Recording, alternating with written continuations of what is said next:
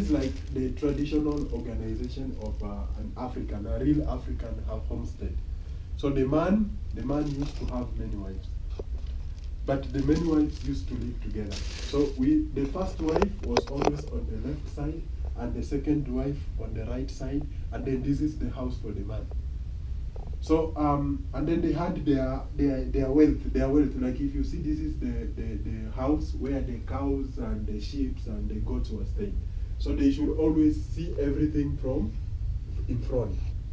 So when a wife wanted to come and see the man, if the first wife has to come to see the man in the house, she could cook food to bring the first food, then the man eats the food, and then every wife had a sword. So she comes and she puts a sword near the entrance. So the other wife will know that today is the first wife having the man. So she will respect that and go to the house. And then maybe the following day, the second wife will come, put the sword, feed the man. So the food was being prepared in all those houses, but it's brought there for the man to eat with the family. And then after that, they eat food together with the family and the kids in the man's house. And then they go to their houses. And then in the houses, the wife who wants to have that man the following day will just come with the sword and put there. And they never fought. They never used to fight because they were built through this process. Even me, when we got circumcised, before you are circumcised, your parents decide that you are ready to become a man. They bring you to counselors who are old men. They teach you how life is. You buy your knife. After you are cut, you are brought to the forest. In the forest, they teach you many things. How do you become responsible as a man? How do you take care of your family? Because in our society, a man is seen as the head of the family. Not the head of the family because you are ahead of the woman, but you need to feel very responsible. This is how good I can make my family happy. This is how good I can make my wife happy. This is how good I can satisfy my wife. And something funny, like my grandfather had 8 wives. So his little house is there at the middle. But they never fought. They never fought. I was asking my grandmother all the time, why you don't fight? How is this man able to satisfy you? Then my grandmother told me, a week has 7 days. It means every day there is one wife from the 8. And then there is another wife who is hanging there. That one, your grandfather can have her anytime she wants. Even if it is during the day, yeah, she's available. And they never saw, there was no conflict. And if there is a conflict, my grandfather used to call all the wives. But he never made the decision. He could call all of them, and then he let them talk about the conflict and let them find the solution for the conflict. Without him involving himself, he could just facilitate the process. Because if he involved himself, then they will see he's favoring. So that's how they solved it. Then they start talking and then they start working together. They could work together, bring milk to the table, go working together. And many wife was seen as a resource of easy manpower. So they go together with the family to the farm, they bring resources, they share, they eat together, and it was very easy. So this was the bed. When a wife comes in, then that is the bed they will be with the bed. And the man, you need to be very strong. Not all a man to be very strong. Yeah, the 8 wives you gotta be very strong. So that the wives are well satisfied. So it's something that it was really taught. And then the food was being shared. When the food is there, the first wife will come, discuss with the rest of the wife what they want to eat. If it is food, if it is ugali, they go to the granary, she takes the food, she comes and then she says, okay, this is the food, who will cook ugali, who will cook vegetables, who will share it out, and then they come in a round table and eat.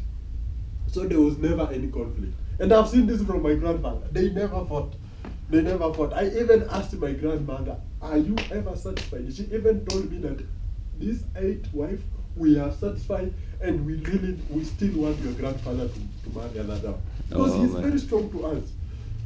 And how many kids your grandfather had? My grandfather had 52 kids. Oh my God. 47 men, and then the remaining are ladies. 47. Yeah, and they are very relaxed. And he had a very big farm. They are very relaxed. He made sure all of them are educated. Most of them are teachers. We have accountants. And he made sure that everybody goes to school. Everybody is satisfied.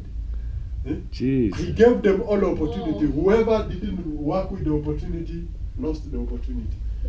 Wow. And it's really very, very encouraging. You know, I'd love to see Christmas at your house. Yeah, and I think my grandfather. This is not the grandfather who gave birth to my father, but this is the one who gave birth to my mother. Okay. And you can see, and he had a very big land, and all those kids, they never fought. They are united until now, and they work as a community. If they have a funeral, they come together. If they have a problem as a family, they come together. If one of them or their kids want to go to school, they come and say, so and so does not have school fees, can we contribute? No. So it is how my grandfather nurtured them, you know, nurtured them. The women, when my grandfather died, they were all crying. But they found energy they were hugging each other, and you know, they have lost, but they are telling, we should not worry, we shall be okay, let's just be together. They were encouraging each other. So when the guy died, actually no one could cry for someone else, because they were all together hugging themselves, you know, saying how, and that's how they are living until now. Oh my. So it is something that, okay, when outside there, today it's a bit challenging because of HIV/AIDS and what. But in those days, this thing was very, very much organized. Polygamous family was very much organized, you know. And these people could bring all the food, and they were very strict. And men were going through a very heavy process. Even right now, my father is so much responsible for me. My mom is so much responsible for our sister. She has taught my sister how to cook. She has taught my sister how to clean. She has taught my sister how to be neat, because a lady should be neat. A lady should be beautiful, you know. And these things are things that I learned, you know. My mother says, if you cook this food, your husband will not like you. You have to cook like this. You have to cook like this. And then, so there is this encouragement. There's this formal learning. I mean, practical learning. This is how things are done. This is how women are taught. This is how, even at school, you find lady teachers are teaching these small girls how to wash themselves, how to remain neat, how to clean everything, how to make sure, you know. My mom will tell you, this is how you need to clean the bedroom. This is how you need to clean your hair. So it is something that started as a culture, and you know, although there are many cultures which are being done away with, but there are some cultures which really have impacted practically in many people's life. So this is like what I can be able to say about this life. Unless there is a question, you know. All right, thank you. Yeah.